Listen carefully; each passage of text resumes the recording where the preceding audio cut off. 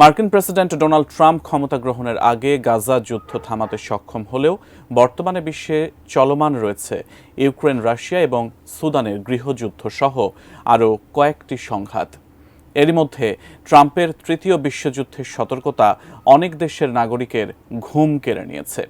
তবে মার্কিন প্রেসিডেন্টের হঠাৎ এমন সতর্ক বার্তা দেওয়ার কারণ কি, আর কিভাবে ট্রাম্প এর মোকাবেলা করবেন?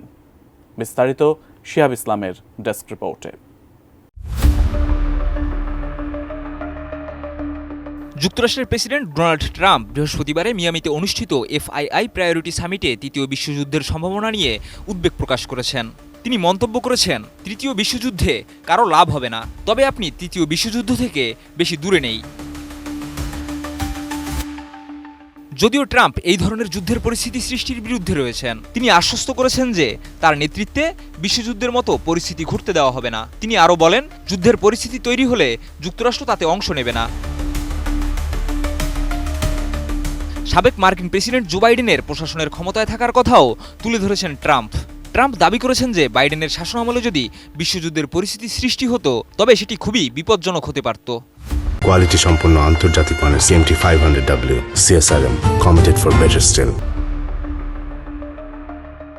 বিশ্বব্যাপী চলমান যুদ্ধগুলোর সমাপ্তির আশ্বাসও দিয়েছেন ট্রাম্প। তিনি বলেন, এই অর্থহীন যুদ্ধগুলো আমরা বন্ধ করতে চলেছি। ভবিষ্যতে আমরা অন্য যে কাউকে ছাড়িয়ে আরও শক্তিশালী হয়ে উঠব। যদি যুদ্ধ হয় তবে কেউ আমাদের কাছে ঘেঁষতে পারবে না। তবে ট্রাম্প বিশ্বযুদ্ধ সম্পর্কে কোনো নির্দিষ্ট কারণ বা ব্যাখ্যা দেননি। শুধু তিনি জানান, তেমন কিছু কখনোই হবে না। ট্রাম্প তার বক্তব্যের একটি অংশে নিজের দূরদৃষ্টির প্রশংসাও নিজে করেছেন। তিনি ইলন মাস্কের একটি মন্তব্য উদ্ধৃত করে বলেন, যেখানে মাস্ক বলেছেন, ইউক্রেন নিয়ে প্রেসিডেন্টের ধারণা একদম ঠিক। এদিকে ট্রাম্পের ইউক্রেন নিয়ে দেওয়া গত সপ্তাহের বক্তব্যকে কেন্দ্র করে তীব্র বিতর্ক সৃষ্টি হয়েছে।